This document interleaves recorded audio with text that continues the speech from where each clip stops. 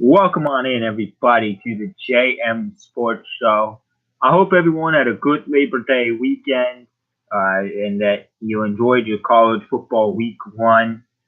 Quite an interesting week in college football over the long weekend with games stretching from Thursday all the way until Monday as college football took full advantage of the fact that this is the last week before the NFL regular season, as they always do. It was college football's weekend to shine, and there were several games and interesting stories in week one to break down. Now, I'm going to go over each week a college football recap with my thoughts on what I've been thinking about the week's games and where I see the rankings at and Heisman watch at. So two very simple things. We're not going to try and go all over the top and try things. And I'm going to answer the questions that I presented as the title of this video when I reach Michigan. Who, spoiler alert, I have ranked number 24 heading into this weekend. Now, if you recall, and if you haven't seen it, go watch my episode, the college football playoff preview or college football preview that I did a couple weeks ago, where I ranked Michigan 14th in the start of the season. And you can see my other rankings as well and my thoughts on how the seasons would go. But week one, I think it's important to do a couple of things. Not to overreact, but also have a bit of a reaction. Because in college football, unlike the pros, one loss can really impact your season. In the pros, the Patriots last year lost in week one in the opening game against the Chiefs. In the end, though, the Patriots ended up being AFC champions again, and the Chiefs lost in the wildcard round. So week one really ended up not really mattering at the end of the year. Now, certainly the NFL, the first game matters a lot more than, say, the MLB, the NHL, or the NBA, just because those seasons are so long. But college football might be where it matters the most, because you have more than one loss, and you're pretty much done in terms of getting into the college football playoff, at least until if and when it's expanded. So the teams that did lose, Washington, Michigan, etc., certainly have a long road ahead of them and need to basically win out. A lot of pressure if you lose week one. Which brings up an interesting question. Do you go like a lot of teams have traditionally done over the many years of college football and play like an FCS opponent or a weaker Power 5 opponent and get that gimme win while your players warm up? Or do you go with what has happened in the last few years and schedule a tough non-conference, or even in some cases, as we saw with Virginia Tech and Florida State last night, an actual conference opponent week one? Now, the advantages to that is if you win, which is usually a little bit harder because you're playing a ranked team, or at least a team that's a bit more on your level, like Clemson and Furman. Clemson's up here and Furman's way down. No offense to Furman, it's just the fact. I mean, Clemson's better than most teams in the FBS, let alone the FCS, which Furman's in. So I think it raises an interesting question. How do you approach week one? And that kind of factored into a bit of my rankings. If you played an FCS opponent and won, which you're supposed to do, you're supposed to blow them out, then your rankings, you might have actually gone down even if you won. Because I'm going to put like a team like Virginia Tech, who challenged themselves week one, or Notre Dame, who challenged themselves week one, at higher. But if you lose to a ranked opponent, then you're probably going down because everyone else has won. And I'm not going to put an 0-1 team ahead of a 1-0 team. So, without further ado, here are my rankings of college football after 1 week, heading into week two. Alabama, I had them in my preseason as number one. I think most people did, and they remained number one. They played Louisville. So they didn't play an FCS opponent. They challenged themselves a bit. Keep in mind, these schedules are created years in advance. And Louisville, up until the last up until really this year, have been good. They had Lamar Jackson last year. They've been a good, not great team. They're consistently in the New Year's Six Bowl. They're usually ranked by the end of the year, but against the tougher competition like Alabama, they tend to fade. Well, this year, first year without Lamar Jackson, they came into this game unranked, and Alabama took care of business in that game down in Orlando. Toe Tagovailoa got the start, but Jalen Hurts played as well. Tagovailoa, because he got the start, because he got the get in the beginning, had the better stat line. He went 12 of 16, 227 yards and 2 touchdowns, and then had 5 carries, 26 yards, and another touchdown. So accounted for 3 touchdowns. And then Jalen Hurts, really by that point, was just handing the football off and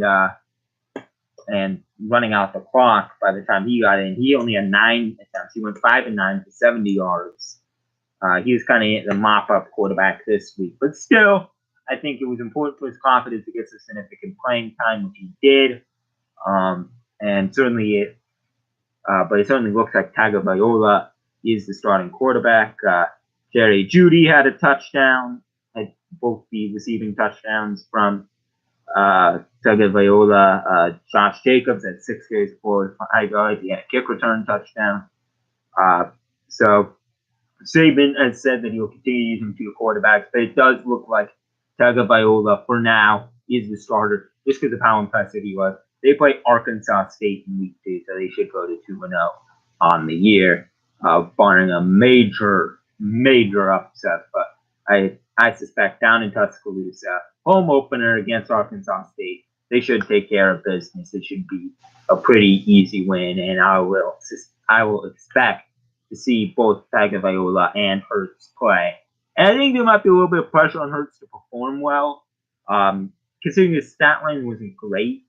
I don't think it was really his fault. Like I said, he was in mop-up duty, and he was mainly in there to hand the football off and get a chance to see the field and get that a little bit of that confidence.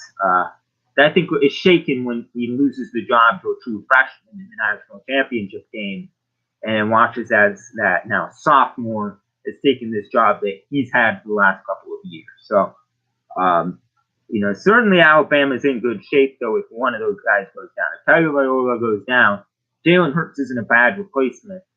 And I think they kind of hope Jalen stays healthy just in case of Tagovailoa. But Tagovailoa performed well. Alabama is my number 1 in preseason, and they remain number 1 after taking care of business against Louisville. Clemson came into my year as number 2. They remain at number 2. They crushed Furman 48-7, as was expected. Kelly Bryant, the senior, got the start. He went 10 of 16 for 127 for a buck 27 and had a touchdown. He also rushed a touchdown. Trevor Lawrence came in, and he was slightly better, about the same completion percentage, 9 of 15, had a little more yards, 137. So really, they were pretty even. But Lawrence did toss 3 scores. Clemson has a tough game this coming weekend against Texas A&M up in College Station. So that could be a very entertaining week 2 game. I kind of was looking at week 2, and it seems like a lot of the top 25 teams, especially the ones that challenged themselves in week 1, kind of go back to that more traditional, softer schedule for week 2. But Clemson, they play the FCS opponent week 1. They play Texas A&M in week 2. We'll have to see how Jimbo Fisher does in that game, facing a very, very tough Clemson squad. The squad that he has faced a lot, of course, from his time at Florida State. Number 3, I have Auburn. They played a ranked team. They played 6th ranked Washington. They won 21-16. That game was in Atlanta. And I'll mention later with Washington, it was really a home game for Auburn, even though technically it was a neutral site. Atlanta, SEC country, Auburn fans just had to make a relatively short trip to get there. You could drive there in a few hours, as compared with Washington, Seattle, and the Pacific Northwest, where most of Washington's fans are, where you have to travel all the way across the country. So certainly it showed. There were a lot more Auburn fans in attendance. It was practically a home game in Auburn, but just played at a bigger stadium, so you get even more Auburn fans in than you would at a very large stadium at where Auburn plays at Jordan O'Hare, but certainly even bigger down there at that new Mercedes-Benz Stadium in Atlanta. So they had a tough test, but they handled it well. Jed Stidham went 26-36 for 273 and a touchdown. The Auburn defense forced the interception and held Jake Browning in check, Washington's quarterback. And Washington drove the ball to the Auburn 35-yard line with over 30 seconds to play, but they would fail to score as Browning was sacked on the last play. And the Auburn Tigers, they were my number 8 heading into the season, but with that win, they rocket up 5 front. They're now in number 3, so they and their hated rival Alabama are both in my top 4 right now. As Auburn hosts FCS opponent Alabama State. Interestingly, something I read, even though these two schools, Alabama State and Auburn, are 30 miles apart, they have never played before. So a little history as both teams will play for the first time this coming Saturday. But Auburn should win against an FCS opponent. If they don't win, I might drop them in my top 25. Let's just say that. If you can't beat Alabama State at home, I don't think you really deserve to be in the top 25. But they should win. They should win handily. Number 4, I had Wisconsin in my preseason top 4, and they remain in the top 4. They're playing Western Kentucky, and they won 34-3. Jonathan Taylor went 18 for a buck 45 on the ground and 2 scores. Badger defense forced 2 turnovers within the 5-yard line of the Hilltoppers. The Hilltoppers were on their own 5, and they turned it over twice. So Wisconsin rolls in week 1. Alex Hornibrook goes 17-29 with 252 and has 2 scores. Badgers face New Mexico on Saturday. So back-to-back week 2, they're facing a Power 5 or Group of 5 conference team. They play New Mexico. The Lobos, a team that I believe went winless last year. So certainly we'll have to see how they do this week up against New Mexico. But it should be a win again for the Badgers. 5th, I have Oklahoma. They were my preseason 6, so they go up 1 spot. They took care of business against Florida Atlantic, 63-14. They covered the spread. Now something that surprised me a little bit. I thought Florida Atlantic would show up for this game. They did not. Oklahoma's offense has not missed a beat. We had Gus Johnson calling that game over on Fox, and he was like, at one of the touchdowns, Kyler Murray threw, he was like, Baker, who? I don't think it really reached that level. It is Florida Atlantic, a good team under Lane Kiffin, but not like a Texas or Alabama, certainly. But 63-14. That game was over by halftime. That game was over by the end of the first quarter. I watched the first half of that ball game, and it was kind of a fun watch in a way, just because Oklahoma was so they were just running up and down the field. But I thought it would be a bit closer. So I was a little disappointed. I thought it would be a bit closer. It's a good thing I didn't put money on it because I would have bet within the spread. But 63-14, they blew that spread apart. Came in the game as 21-point favorites and certainly delivered for those who bet on the spread and the over, for that matter. Ronnie Anderson went 5 carries for 100 yards exactly. Kyler Murray, 9 of 11 for 209 yards and 2 scores.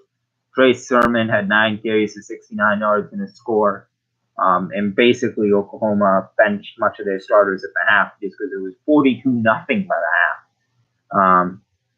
So they outgained the Owls 650-324. And able to keep that firepower going against a UCLA team and Chip Kelly that lost to Cincinnati at home week 1. Certainly the injury to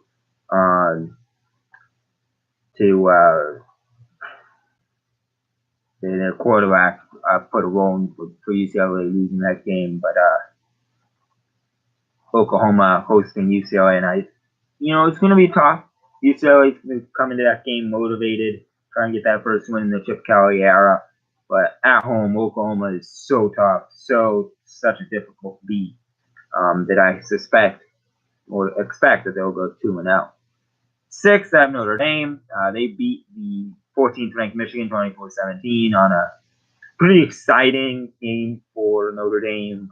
They have the green out going there in South Bend. And they stifled the Wolverines' offense on Saturday night. Brandon Wimbush was 12 of 22, a buck 70 and a touchdown. Also threw an interception, but he did rush 19 times for 59 yards. Notre Dame won that game, and they face Ball State this Saturday, so they should go to 2-0. I have them 10th. They are now 6th in my rankings, so that win propels them up 4 rankings. 7th ranked team, I have Georgia. Week 1, I had them 5th.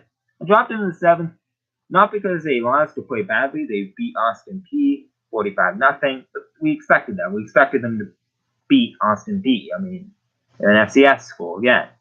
If you're a top-ranked team, heck, if you're any FBS team, you're expected to beat the FCS team. And so it's an upset when FCS teams win. So they took care of business. They shut them out. They beat them by 45 points. They beat the Austin Peay Governors. Jake Fromm went 12 of 16 for buck 57 and 2 scores. Ridley Phillips, the freshman and one of the top recruits that was brought in by Kirby Smart, went 7 of 8, 63 yards. He had another touchdown pass. The Bulldogs actually open up conference play this weekend at South Carolina. And I read something interesting here. Georgia has lost 3 of the last 4 games up against South Carolina. So that it could be a bit of an interesting and fun one there as they head up and play the Gamecocks on the road. And certainly could be a bit of a trap game early in conference play for Georgia. But I think losing 3 of the last 4, they're going to have that motivation, or at least they should. And they really want to, I think they still have that sting of losing in the national championship in their mouths, that bad taste in their mouth. So they should, I think they should win that game. But again, South Carolina, conference play, and a team in which they've lost 3 of the last 4 against. Georgia certainly has a bit of a tougher test than, say, Notre Dame playing like Ball State. But we'll have to see. 8th ranked, another SEC school, LSU. They beat 8th ranked Miami 33-17. LSU had to take a significant jump. I had them ranked 24th in my preseason rankings, and it was really a blowout. I think 33-17, there was a couple of garbage time scores for Miami. It really felt like a much bigger spread than that. Miami takes care of business. They win. They force 3 turnovers. You have Nick Brosetti back going for a buck 25 and 2 scores. Joe Burrow first start, and Ed Orgeron, they play 7th ranked teams, but you get the first win. So 1 down, 6 to go for Ed Orgeron there at LSU. If you take care of business up against Miami, and I have them going up significantly, all the way 24th to 8th. 9th ranked, I have Stanford. I had them 12th in my preseason rankings, so they cracked my top 10 this week. They play, if you can tell by my little profile picture, San Diego, from San Diego originally. So they beat my Aztecs 31-10. Bryce Love was held in check. Just had 29 yards on 18 carries, so he really struggled. San Diego State really sacked the box against him in the first half. SDSU actually, I think, outplayed Stanford in that first half. But once KJ Costello got going, he tossed his 3 touchdown passes, 2 of them to JJ Arcega-Whiteside. JJ finishes with 6 catches for 226 yards.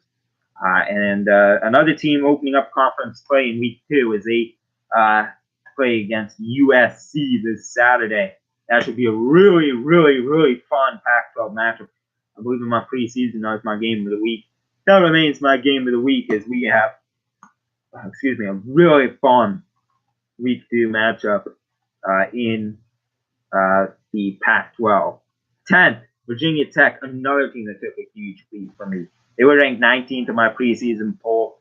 They go all the way up into 10, so they were able to crack the top 10 because they crushed Florida State in conference play. I give you credit. If you come out into the season, not only you're playing a ranked team, but you're playing a conference opponent week 1, and you do what they did to Florida State and absolutely dominate them, 24-3 to the final. 3 points. That was it from Florida State. That was a defense that got really dominated Willie Taggart's offense. 5 turnovers created by that defense. Josh Jackson tosses 2 touchdowns to their offense on 207 yards passing. And they get a little bit of a break, a little breather against FCS's William and Mary on Saturday. So they go all the way up from 19th to 10th in this week's preseason rankings as they wrapped up the weekend last night with a 24-3 beatdown of Florida State. They beat them down. 11th ranked, I have West Virginia. They played Tennessee 40, and they crushed them to 40-14. What a way to welcome Tennessee's head coach Jeremy Pruitt into NCAA football. Yeah, welcome, and we're gonna have 40-14. Will Greer might have created a bit of a Heisman case. He goes for 429 yards, 5 touchdowns. The Mountaineers also are going against an FCS opponent this week as they take on Jim Tressel's alma mater in Youngstown State this Saturday. West Virginia, with that win, I had them preseason 17. They are now 11, so right on that precipice of being in top 10 play. And you could argue maybe they could be ranked over Stanford, but I have them ranked number 11. Number 12, I have Penn State. Penn State, they almost lost. They almost lost to Appalachian State 11 years today. The Appalachian State, who's not an FBS school, but then an FCS school, took down Michigan in that epic game at the Big House back in 2007. So it came 11 years today, and they almost pulled off another upset. But Penn State was able to escape. They were playing at home at Happy Valley and winning 45-38 against Appalachian State. The defense, they had to replace 8 starters coming into the season. That really showed. App State was able to rack up 451 total yards. Penn State, let's be honest, they were lucky to win this game. They were losing for much of it, but they come back, they win it in overtime. Jason McSorley did have a nice game. He went 21-36 to 230 yards and a score, added 2 rushing touchdowns as well as he really had to show up as his defense did not. Penn State, week 2, hey, this is a tough matchup against Pitt. So not a gimme game there either. Maybe I'll be a bit worried if I'm a Nittany Lions fan that they need to right this ship quickly. Hopefully this near loss, if you're a Penn State fan, gets them going because it could be a long year in the Big Ten if you're struggling against the likes of Appalachian State and Pitt. 13th ranked, I have Ohio State. This is a pretty significant jump. I had them 25th in my preseason rankings just because I wasn't sure how the Urban Meyer situation would go. They play Pac-12 pushover Oregon State. The defense, though, 77-31. This was a basketball game practically. So you're 1/3 of the way through Urban Meyer's suspension, but the Buckeyes on offense did not miss a beat. 721 total yards. Dwayne Haskins had 5 touchdowns, but the defense again was a concern. With TCU in 2 weeks, they need to improve because TCU can put up some points in a hurry. They do have their Big Ten opener against the Scarlet Knights of Rutgers on Saturday in Columbus. USC, I had them 13th. They dropped 1 place to 14th. They did win 43-21 against UNLV. JT Daniels comes in as a prosh, and he becomes just the second Trojans freshman to start an opener. And he throws for 282 yards and 2 touchdowns. Again, USC Stanford in a very fun game coming up on this Saturday. TCU stays at 15th. They beat FCS opponent Southern 55-7. Sean Robinson, he was impressive. Let's just say that. And I know it's against the FCS, but he scored 3 touchdowns, all the different receivers. He rushed for 2 more, so it counts to 5 scores. Was pulled at the half, and the Horned Frogs roll over their FCS opponent in Southern. Gary Patterson now matches up the challenges a bit as they have to head out on the road against SMU on a Friday night game. Those kind of games, a bit on a short week on the road against, kind of one of those teams that can be sneaky good. So maybe a bit of an upset watch there, SMU against TCU this weekend, but they took care of business in week 1, 55-7 once more, their final score. 16th, Washington, who I had in my top 4 in preseason. They dropped all the way to 16th, more because other teams won. I think later on in the season, if Washington takes care of business and get some wins in conference, they could climb back up in those rankings. But a tough test for Washington up against Auburn, practically on the road. I know the game was in Atlanta, but when 95% of the crowd is cheering against you, it was practically a road game. And, with Virginia Tech, Auburn, and LSU all winning and all leapfrogging them, really, especially Virginia Tech and LSU, they all make these statement wins. I think it's kind of hard to put an 0-1 team, even if they lost to a top 10 squad in Auburn, and a team might have been my top 4 now. The Huskies, now they have to go undefeated down the rest of their season. They have to improve on third down. They have to improve in the red zone. That's what they struggled against Auburn at. You get some of those back, and maybe it's the opposite. We have Auburn down a bit, and Washington remaining in the top 4, but they take on FCS squad North Dakota, formerly the Fighting Sioux, this weekend at Washington. 17th ranked Michigan State. I had them, I believe, at like 13th or something. They drop a bit. I had them at 9th, and I had them drop significantly because they barely beat Utah State 38-31. It was a bit of an early scare against the Aggies in the Mountain West. They need to improve their defense, and giving up 31 points to a team like that, not really promising for your defense. Some of these Big Ten foes this year, they have such explosive offenses. That will be a must for this first party.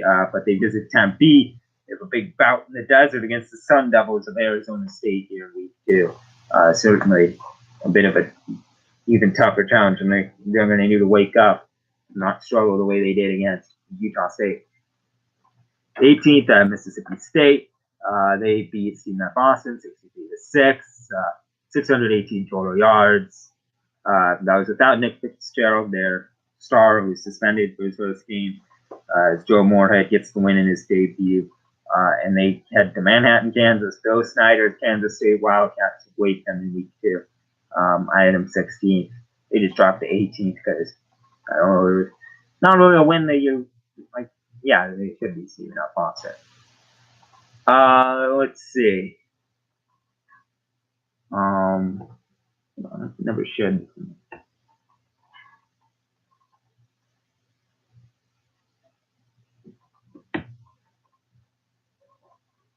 All right, there we go. On Twitter now. Maybe now we'll get some viewers, some late on viewers. So, 19th, I have Central Florida. They beat UConn 56-17. They play South Carolina State Saturday evening, so they'll go up one place to 20th. Maryland, I have 20th. They hop into the top 25, but very emotional win, with all the drama and devastation in the offseason of having lost that teammate Jordan McNair in camp, and but they beat the Longhorns the second straight year. Longhorns had preseason ranked in the top 25. They have faced and they'll continue to face a lot of uphill battles after this scandal with the death of Jordan McNair, but they can feel good a bit after this win. They head to Kentucky to take on Bowling Green in week 2. So they are the one team that I had going, two teams going from unranked to ranked, and they're one of them. Boise State, they stay at 21. They beat Troy 56-20. Brett Rippon dashed apart the Trojans defense with 305 yards and 4 touchdowns as the Broncos stamped their place as Mountain West's cream of the crop. As SCFU, the other kind of challenger, they lost again playing Stanford, but still Boise State goes to 1-0. They take on UConn, who of course got blown out by UCF in week 2. That'll be on their blue turf there on Albertson Stadium. Oregon, I have ranked 22nd, so they go up 1 place to 23. They took care of business by blowing out Bowling Green 58-24. Justin Herbert, he's had 10 completions, but when half of them are for scores, you feel pretty good. 5 touchdowns on 10 completions. He also ran in a touchdown. Marco Cristobal's debut is about as what you'd wanted as Oregon. Maybe they're back with that explosive offense again. You expect them to beat Bowling Green, but they do. 23rd, I have Miami, and they lost to the former 23rd ranked team in LSU 32-17. Again, it felt much more like a blowout than it did. It's dim. They've now lost 4 in a row dating back to 2017, all by 10 or more points. Mark Richt, he needs to right the ship. The good news is they should end their little bit of losing ways as they take on FCS opponent Savannah State this Saturday. 24th, I have Michigan, and this is part of the title of the video. Is Harbaugh overrated? He's 8-8 in his last 16 games. It's another loss to a ranked opponent on the road, something Michigan hasn't been able to do since 2008, even before the Harbaugh era, but he hasn't been able to fix that. They still can't get that statement win under him. Once again, losing 24-17. Brandon Wimbush overwhelms them with his legs. They couldn't protect Shea Patterson. It was an uninspiring play calling. They're 9-9 in their last 18. Urban Meyer has 1 more win in his entire tenure than Jim Harbaugh has in his last 18 games at Michigan. Urban Meyer is tenure at Ohio State. So, 4th year of Harbaugh football at the Big House, off to a rocky start. They take on Western Michigan this Saturday. So they fall 10 places from 14th to 24th. And then 25th, I have Florida. Week 1 result, they beat Charleston Southern 53-6. They gave us 10 passing touchdowns all of last season. They had half that total on Saturday. They go for 5 touchdown passes. Yes, it was against FCS Charleston Southern, but the Gators have lost to that team in the past.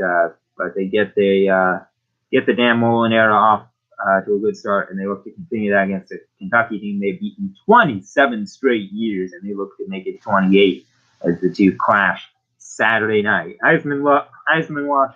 Bryce Love stock down. You have the 29 yards. His stock was down pretty significantly. Khalil Tate stock neutral. Wildcat Siblings. I think Tate did play fairly well. Totek Viola stock up. He's earned his starting spot, whether or not Saban wants to admit it, and whether or not he gets mad at ESPN reporters like Maria Taylor for asking him. Dominant showing against Louisville, upped his chances of lifting the Heisman on that first Alabama QB to win it. Chase McSorley, stock neutral, good numbers, but when you're barely beating Appalachian State, I think it's hard to call your stock a lot. But he certainly led the way in that win. And Jonathan Taylor over there at Wisconsin stock up as he goes for 100 yards, gets a couple of scores in their week 1 win, and that will certainly up his chances of lifting that trophy on that stage in New York come December.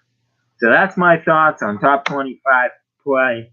Hope you guys enjoyed that episode. Be sure to follow me here, subscribe to this YouTube channel. If you're new, I appreciate everyone who has already subscribed, and keep on watching, and follow me on Twitter at JMoney18C. Thank you guys so much for watching, and have a good one.